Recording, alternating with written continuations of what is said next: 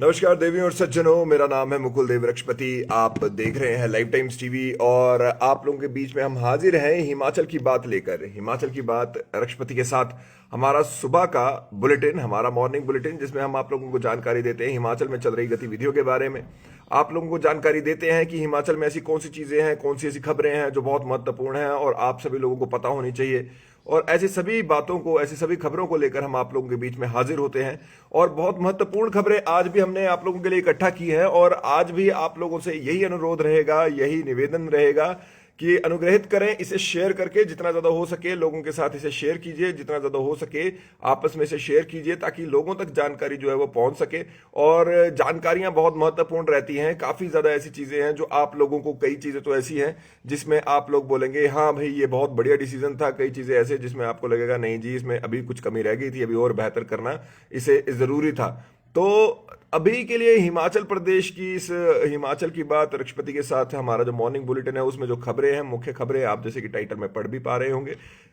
सबसे पहले तो एक जो फांसी का फैसला यहाँ पर आया है वो काफी ज्यादा लोगों को, मुझे लगता है कि खुश करेगा, काफी ज्यादा लोगों को यहाँ पर एक सेटिस्फेक्शन सी देगा और काफी ज्यादा लोगों को यहाँ पर जो है एक न्याय पालिका जो है एक हमारे बीच में, जो हमारे कोर्ट्स हैं उनके प्रति उनका सम्मान उनका बढ़ाएगा। तो आप सभी लोग जो जुड़े हैं, आप सभी लोगों से इतना जरूर कहेंगे कि जितना ज्यादा हो सके स्ट्रीम को शेयर कीजिए, जितना ज्यादा हो सके लाइक का बटन दबाते रहें, कमेंट्स के माध्यम से अपनी प्रतिक्रिया अवश्य रखें और साथ ही साथ में यहाँ पर आप लोग जितना ज्यादा हो सके लाइक का बटन लगातार दबाते रहे। तो मेरा अभी के लिए जैसे जोनू जी, सीमा जी, हर्ष जी, गुड मॉर्निंग है जी सभी को। स्ट्रीम को जरूर शेयर कीजिएगा, ग्रुप्स में जाके शेयर कीजिएगा, ज्यादा बेहतर रहता है, लोगों को उसके बारे में जानकारी रहती है। उम्मीद करते हैं आपको मेरी आवाज ठीक से आ रही होगी। तो चलिए जी शुरू करते हैं हिमाचल की बात को। आज के लिए जो हमारे बीच में पहला समाचार है, और आप सभी लोगों से जैसे मैं लगातार आग्रह कर भी रहा हूं कि स्ट्रीम को जितना ज्यादा हो सके शेयर करें। तो पहला समाचार हमारे बीच में सोलन से है, जहां पर एक मासूम बच्ची के साथ दुष्कर्म, और दुष्कर्म नॉर्मल भी नहीं, बहुत ही बर्बरता से जो दुष्कर्म किया गया और हत्या उसकी की गई, उसके दोषी को फांसी की सजा यहाँ पर यहाँ पर सुनाई गई है। आपको बता दें कि special POCSO fast track court के प्रदेश में ये ऐसा पहला फैसला ये सुनाया है। तो एक इस तरह का फैसला पहले कभी नहीं हुआ और पहला इस तरह का फैसला सुनाया गया है। आपको बताना चाहेंगे 302 लगा। अदालत ने दोषी को यहाँ पर आईपीसी की 302 में 25,000 रुपए का जुर्माना अदा करने पर ना करने की सूरत में 6 महीने का अतिरिक्त कारावास की भी सजा सुनाई है, जो कोई मतलब नहीं रहता उसका। और पॉक्सो एक्ट के तहत धारा 6 तथा 376 आईपीसी में आजीवन कठोर कारावास व 25,000 जुर्माना किया है। जुर्माना अदा न करने की सूरत में 6 माह का अतिरिक्त कारावास की सजा सुनाई है। और अदालत ने दोषी पर 12,50,000 रुपए का हर्जाना भी लगाया है। वहीं राशि मृतक के परिजनों को देने के आदेश दिए हैं। तो पहली बारी फांसी की सजा भी सुनाई गई है, उसको छोड़कर और धाराओं पर भी उन्होंने वो बात की है। आप सभी को गुड मॉर्निंग है। जोनू, सीमा जी, जोनू जी, सीमा जी, हर्ष जी, राहुल जी, आप सभी लोगों को गुड मॉर्निंग है। स्ट्रीम जरूर शेयर कीजिए जितना ज्यादा हो सके। आप लोगों को बताना चाहेंगे जो अतिरिक्त जिला और सत्र न्यायाधीश हैं परविंदर सिंह, उनकी अदालत में मासूम बच्ची के इस वारदात को अपवाद करार देते हुए ये कहा कि ऐसे जघन्य अपराध के लिए कम सजा का सवाल ही नहीं उठता और यहाँ पर जितनी ज्यादा हो सके बड़ी से बड़ी सजा यहाँ पर देनी चाहिए, उन्होंने ये कहा है। और उसके साथ साथ उन्होंने यहाँ पर जो हुआ क्या था वो आपको बता दें कि जो यहाँ पर आपको बताना चाहेंगे कि एक आरोपी जो है आकाश, ये कुरकुरे देने के बहाने 7 वर्षीय बच्ची को अपने साथ ले जाकर उनके साथ जघन्य दुष्कर्म उन्होंने किया था। और उसी के साथ साथ दुष्कर्म तो किया ही किया था, लेकिन उसके बाद उनकी हत्या भी वो कर दी गई।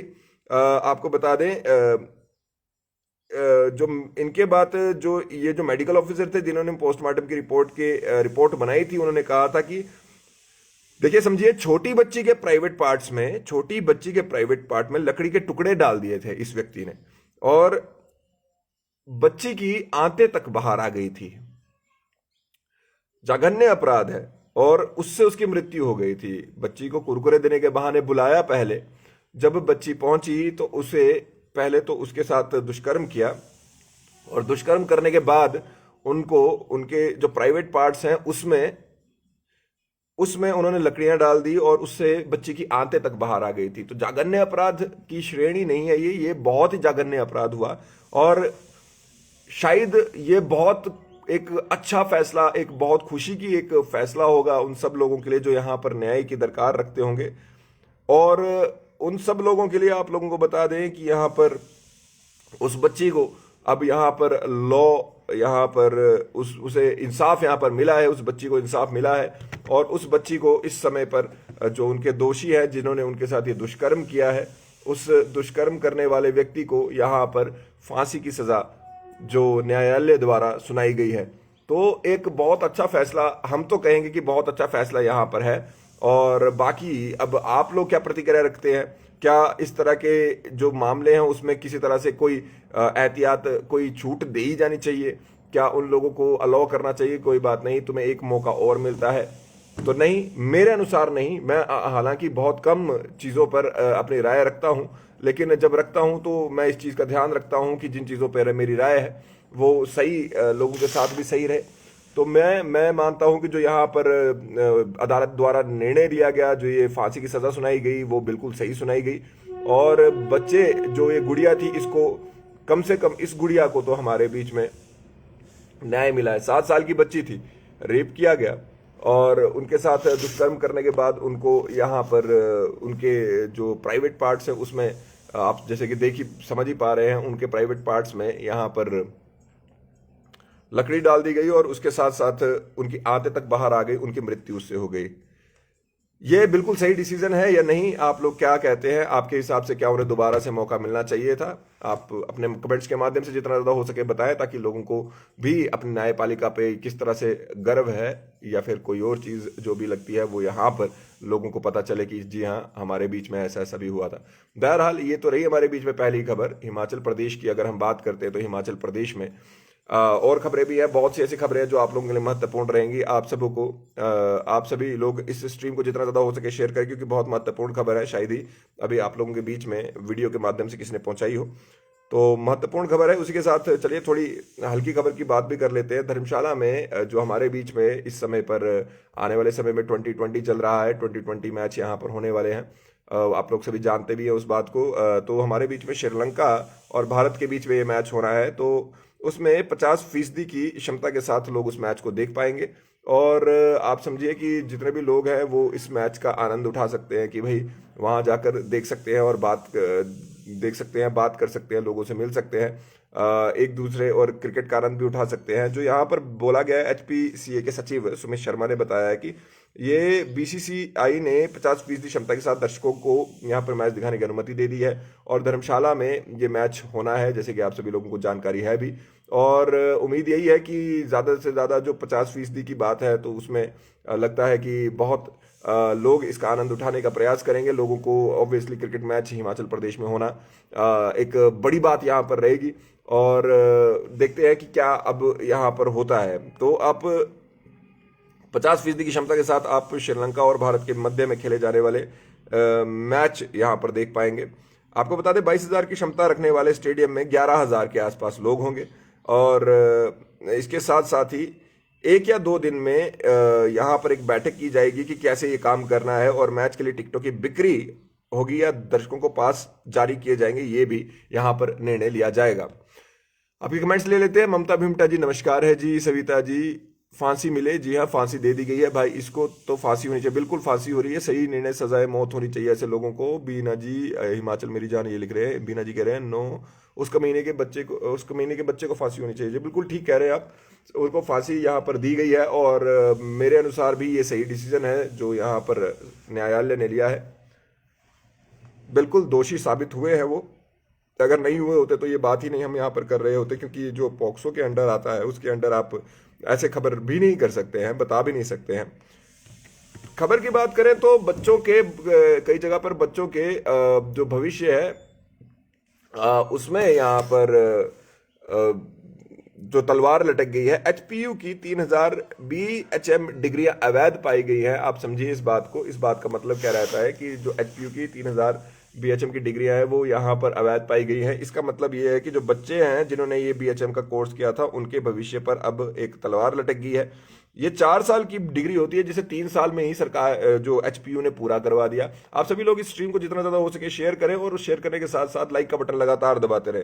3 साल में इसे पूरा करवा दिया और एचपीयू ने अपनी गलती मानी है और ऑनलाइन 1 वर्ष का जो कोर्स है उसका ऑनलाइन वो करवाने की यहाँ पर बात कर रहे हैं। बात ये है कि जून 2022 के सत्र में 4 वर्ष का कोर्स अब रख दिया गया है, ये कहा गया है, लेकिन जिनका 3 साल में ही खत्म कर दिया था उनका अब 1 साल बढ़ाने की यहाँ पर बात हुई है और जिसे ऑनलाइन यहाँ पर करने की बात हुई है। तो अतुल जी जो है अध्यक्ष हैं यहाँ पर निजी शिक्षण संस्थान विनियामक आयोग के, उन्होंने कहा कि 3 वर्ष में क्यों करवाई है उसका जवाब तलब यहाँ पर उनसे किया गया है और आयोग की जांच में बीएचएम के सभी डिग्रियां जो 3 साल में की गई हैं वो अवैध पाई गई हैं। आपको ये भी बता देते हैं कि जिन्होंने डिग्री की है उनके लिए अभी भविष्य पे खतरा रहेगा, लेकिन ये बहुत बढ़िया हुआ कि जो 1 साल जो बचा था उसे ऑनलाइन करवाने की यहाँ पर बात हुई है। तो उम्मीद है कि वो ऑनलाइन जल्दी से जल्दी होगा और उससे बच्चों को जितना जल्दी हो सके फायदा मिलेगा ताकि बच्चों का भविष्य सुरक्षित रहे, ठीक रहे। ये एक अच्छा यहाँ पर निर्णय लिया गया है। तो 3,000 जो क्षमा चाहेंगे 3 साल में 4 साल की डिग्री यहाँ पर एचपीयू ने करवाई है। अब उसको पूरा करने के लिए वो 1 साल का यहाँ पर अतिरिक्त कोर्स भी करवाएंगे। चलिए जी, इसके छोड़ के अगली डिग्री की ओर आपको अगले खबर की ओर आपको लेकर चलते हैं। तो स्ट्रीम जरूर शेयर कीजिए, मैं लगातार आपको कहता हूँ, और उसके साथ साथ आप इधर यहाँ पर कमेंट्स के माध्यम से लगातार जुड़े। भाई मैच कब से शुरू हो रहे हैं धर्मशाला में? जी, धर्मशाला के मैच जो है हमारे बीच में 25 और 27 फरवरी को हमारे बीच में है। भारत और श्रीलंका के 2 T20 हैं, उनकी बात हो रही है। चलिए जी, आगे की बात आपको बताते हैं। तो जो हमारे बीच में सचिवालय पहुंचे कर्मचारी कल बहुत की संख्या में, और वो पहुंचे क्योंकि उनके राइडर हटाने की बात कह रहे हैं। जो छठे वेतन आयोग की सिफारिशें लागू होने के बाद विसंगतियां दूर करने को लेकर संगठनों के पदाधिकारी और विभिन्न विभागों के कर्मचारी यहां पर वीरवार को सचिवालय पहुंचे और मुख्यमंत्री जयराम ठाकुर के समक्ष अपनी बात रखना चाहते थे, लेकिन क्योंकि मुख्यमंत्री वहां पर नहीं थे इसलिए वो अपनी बात नहीं रख पाए। और जो महासंघ के अध्यक्ष है अश्विनी ठाकुर, उन्होंने जो कर्मचारी है उन्होंने उनसे मुलाकात की और मुख्यमंत्री से मामला उठाने की बात की। कर्मचारी 2 साल का राइडर हटाने की मांग यहां पर कर रहे हैं और कर्मचारियों ने कहा है कि नियमित होने के बाद बढ़ा हुआ पे स्केल उन्हें मिलता है, लेकिन एक वेतनमान में उनको लेकर स्थिति स्पष्ट नहीं है और 15% के विकल्प को लेकर भी वेतन विसंगति कम होने के बजाय ज्यादा बढ़ गई है। और तो उन्होंने ये यहाँ पर मांग की है कि भाई जितना जल्दी हो सके ये हमारे राइडर जो है जो हमसे मांगा जाएगा वो यहाँ पर हटाया जाए। सचिवालय पहुंचे थे। ओके, चलिए आपके कमेंट्स लेते हैं। आप सभी लोग जो यहाँ पर जुड़े हैं जितना ज्यादा हो सके स्ट्रीम को शेयर कीजिए, लगातार आप लोगों से वो आग्रह मेरा रहता ही है। और उसके साथ साथ मैं ये भी कहूंगा कि कमेंट्स के माध्यम से लगातार जुड़े रहे और लाइक का बटन तो लगातार ही दबाते रहे। चलिए अगली खबर को आपको लेकर जाए तो आज से यूनिवर्सिटी की एचपीटीयू की हिमाचल प्रदेश तकनीकी विश्वविद्यालय की आज से यूजी और पीजी परीक्षाएं शुरू होंगी और ये 25 मार्च तक ये होने की बात यहां पर की गई है। रीअपियर के ऑफलाइन फॉर्म भरने वाले अभ्यर्थियों के एडमिट कार्ड जारी कर दिए गए हैं, सब कुछ हो चुका है। तो आज हमारे बीच में बीटेक के सभी course B architect, B pharmacy, BCA, BBA, BHMCT, BSc, HMA तथा सीटी, मतलब ये सारे कोर्सेज जो है वो आज हमारे बीच में उसके बीच में यहाँ पर हमारे बीच में ये होंगे।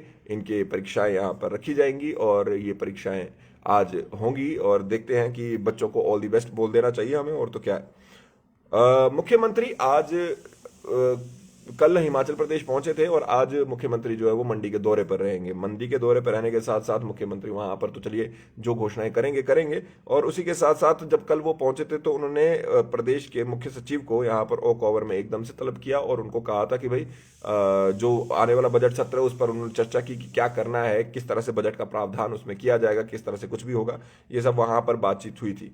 उसी के साथ साथ आप लोगों को जैसे पता है कि हिमाचल प्रदेश में स्वास्थ्य व्यवस्थाएं चरमराने की बात हमने पिछले कल ही कही थी कि उन्होंने कहा था कि हम सामूहिक अवकाश पे जाएंगे और अपने नॉन प्रैक्टिसिंग अलाउंस को वो बढ़ाने की बात कर रहे थे कि भाई हमारा नॉन प्रैक्टिसिंग अलाउंस बढ़ाया जाए जो कम किया गया है, और उसके लिए वो पेन डाउन स्ट्राइक भी यहाँ पर लगातार कर रहे हैं। तो वो पेन डाउन स्ट्राइक जो है वो लगातार यहाँ पर मुसीबत का सबब बनी हुई है मरीजों के लिए। तो मरीजों के लिए जो ये मुसीबत का सबब बनी हुई है ये बात, तो उसको अब देखते हुए उन्होंने कहा है कि भाई आगे अगर आप हम पे इस पे कोई डिसीजन नहीं लेते तो हम लोग जो हैं यहाँ पर जो इसके विरोध में पूरी तरह से अपना काम ही बंद कर देंगे। तो आपको बता दें 9 दिन से वो 2 घंटे की पेन डाउन स्ट्राइक पे हैं, लेकिन अब कह रहे हैं कि आगे के लिए अगर ये कोई निर्णय नहीं लिया गया हमारे हमारे लिए तो हम जो है हड़ताल पर चले जाएंगे।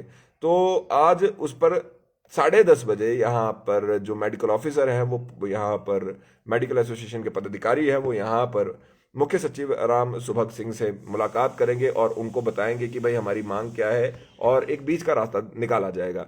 इस सारे प्रकरण में अगर कोई पिस रहा है तो वो एक आम आदमी है, आप और हम जैसे, जो यहाँ पर इलाज के लिए जाते हैं लेकिन उस समय पर डॉक्टर वहां पर नहीं होते, तो वही लोग यहाँ पर पिस रहे हैं और उनके लिए यहाँ पर सरकार को कुछ करना चाहिए। ऐसा मैं मानता हूँ, सरकार को जितना ज्यादा हो सके तो यहाँ पर एक निर्णय लेना चाहिए और सरकार जितनी जल्दी निर्णय लेती है उतना ही यहाँ पर एक जो स्वास्थ्य लाभ है आम लोगों को, हम और आप जैसों को मिलेगा।